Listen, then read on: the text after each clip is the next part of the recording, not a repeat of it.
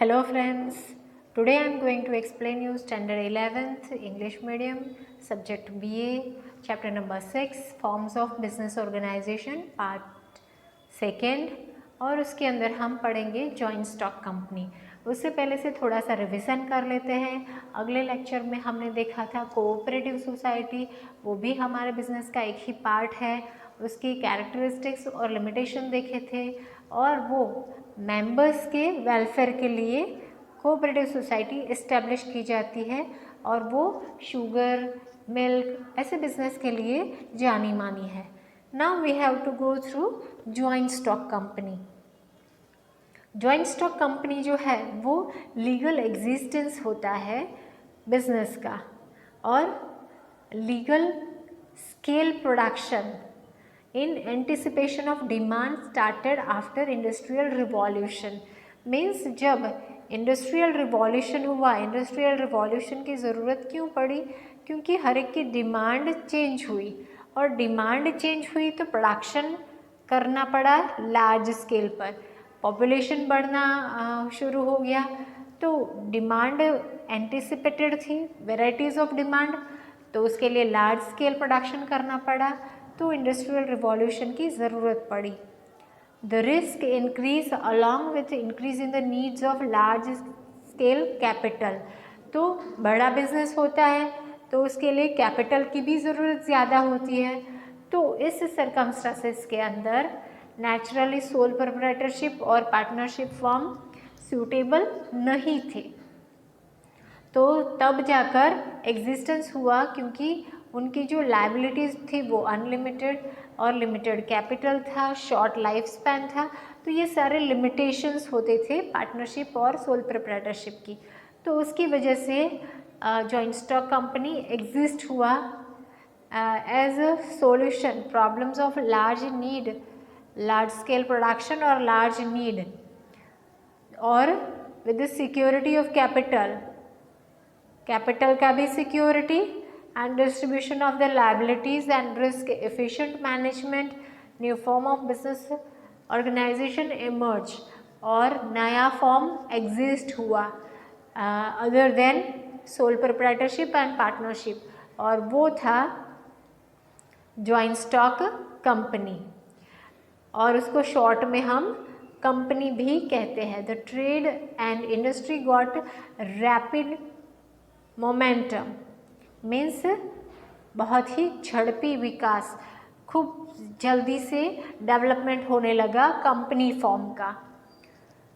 Hence the company is known as the engine of economic growth. हमारे आर्थिक समृद्धि का मेन पार्ट है लार्ज स्केल इंडस्ट्रीज़, और बड़े पैमाने पर अगर बिजनेस शुरू हुआ है तो ये हमारा इकोनॉमिक ग्रोथ का इंजन माना गया है। और companies act 1956 was in force. Companies act 1956, partnership act 1932 था, याद रखना है आपको। Companies act 1956 was in force for regulation of the companies in India. तो इंडिया के अंदर कोई भी कंपनी लीगल एग्जिस्टेंस हो, लीगली कार्यवाही करे, legally all the things have to be include, तो इसीलिए उनके कंपनी के रेगुलेशन के लिए एक्ट बनाया गया, that is companies act 1956। Companies act 2013 is introduced. तो कंपनी एक्ट नया, पुराना जो था उसके अंदर थोड़े से चेंजेस करके नया कंपनी एक्ट एनफोर्स किया 2013 और इंट्रोड्यूस किया था उसको 1 अप्रैल 2014 को। अब मीनिंग देख लेते हैं हम। Definition of company, company is a artificial person coming into existence bye law, कायदे अनुसार उसका एग्जिस्टेंस है, अस्तित्व है। विद अ कॉमन गोल, सामान्य सबका जो भी उद्देश्य होता है वो। Company is an artificial individual and intangible person, जिसको हम टच नहीं कर सकते, और उसका एग्जिस्टेंस बाय लॉ हुआ है। Okay, and companies act 2013 definition दिए है। According to the companies act 2013, company means company registered under this act under any former act. तो यहाँ पर डेफिनेशन दी है.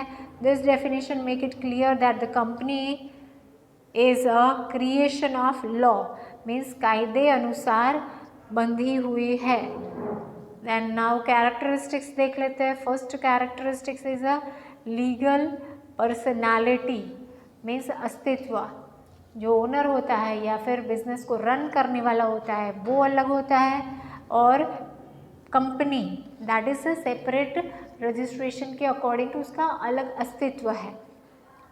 सो सेपरेट लीगल पर्सनालिटी है क्योंकि उसका रजिस्ट्रेशन हुआ है. Company can sue it's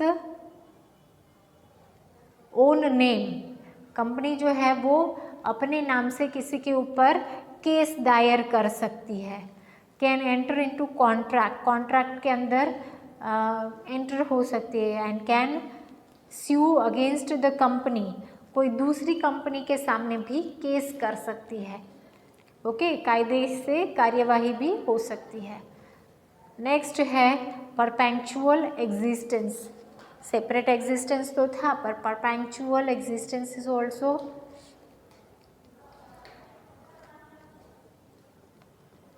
company has a separate legal entity by law.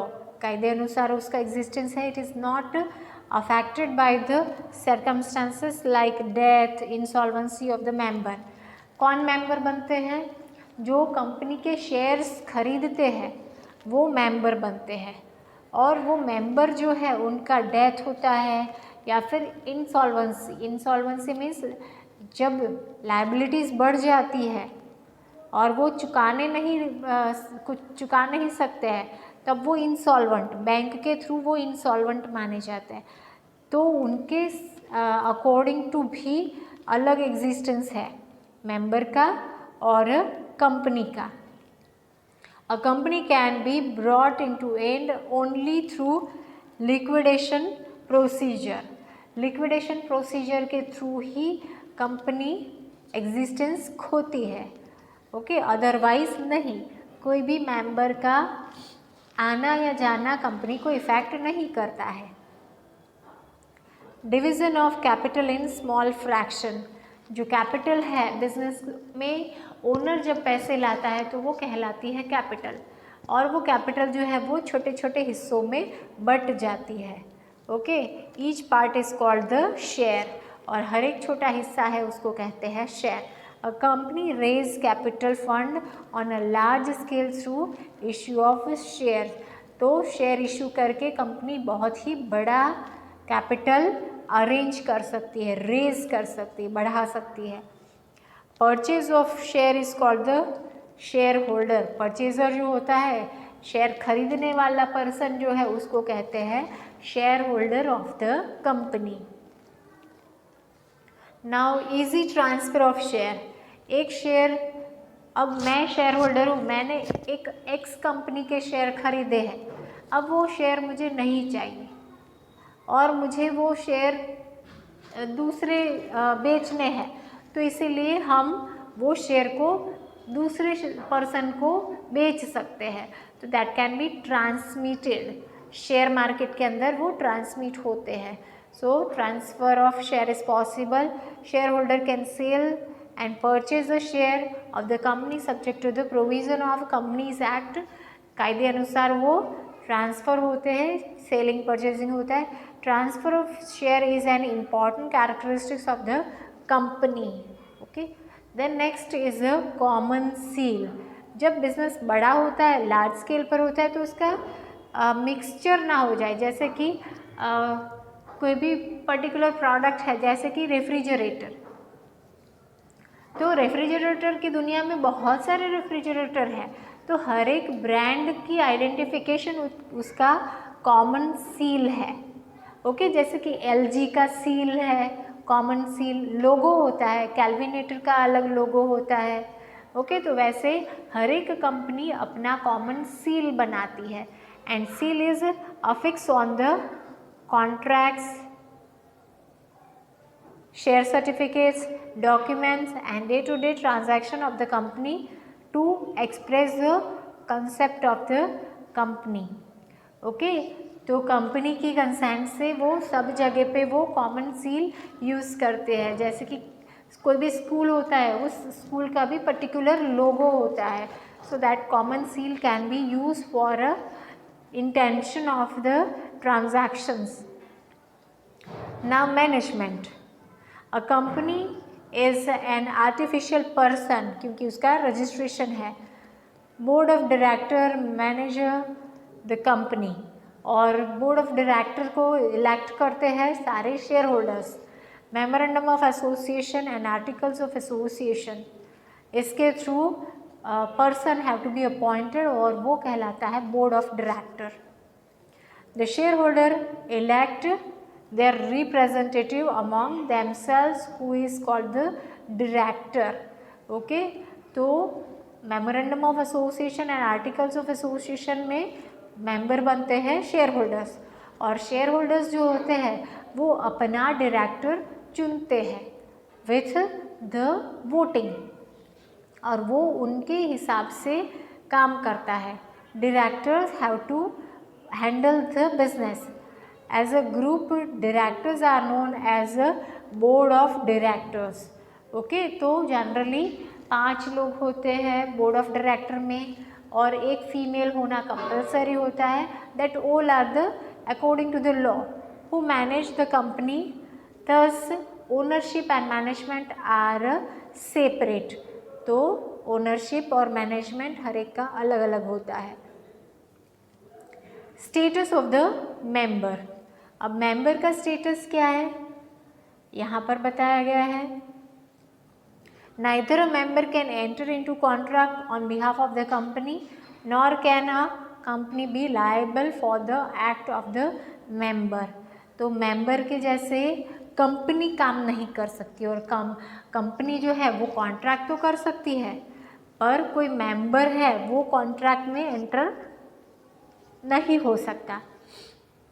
As a management and ownership are separate।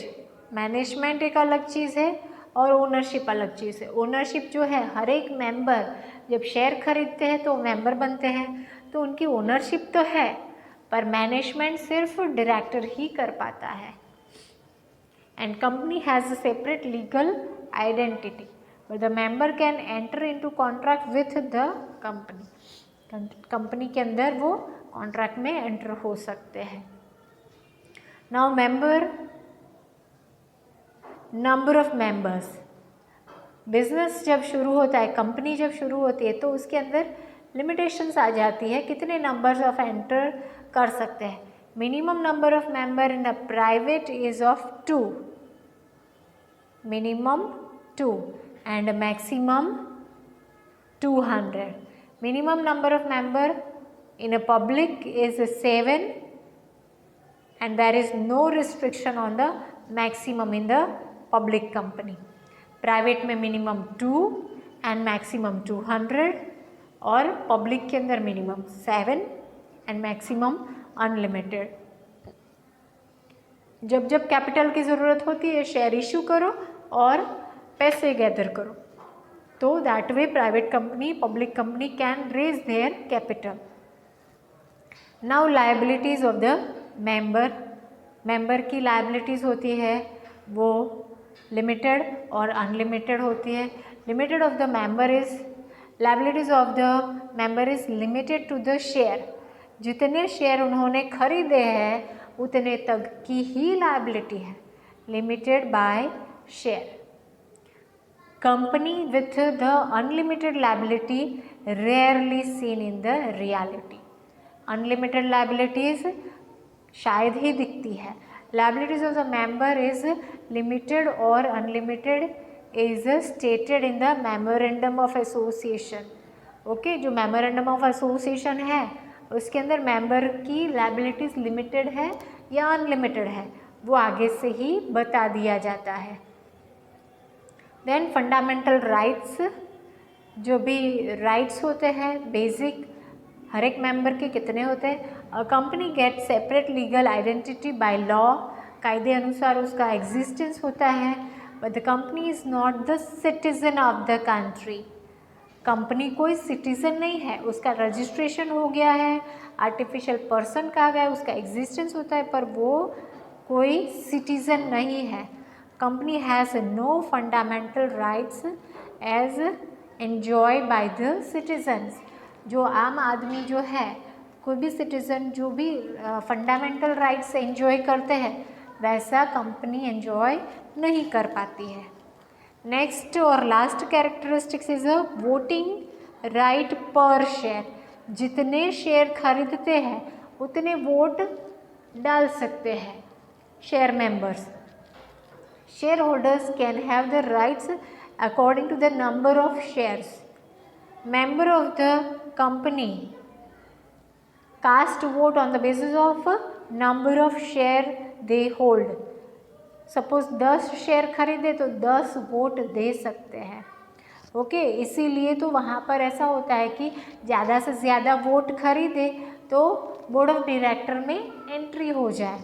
So like that they are having easy transfer of share and voting per share are special characteristics of the company. पर cooperative society में भी share members होते थे और उनके अंदर vote पर member था, पर कंपनी के अंदर वोट पर शेयर होता है। So that is a deviation between. तो यहाँ पर हमारे कैरेक्टरिस्टिक्स ख़त्म होते हैं। नेक्स्ट सेशन में हम एडवांटेजेस एंड लिमिटेशंस लेकर आएंगे। Till that, thank you.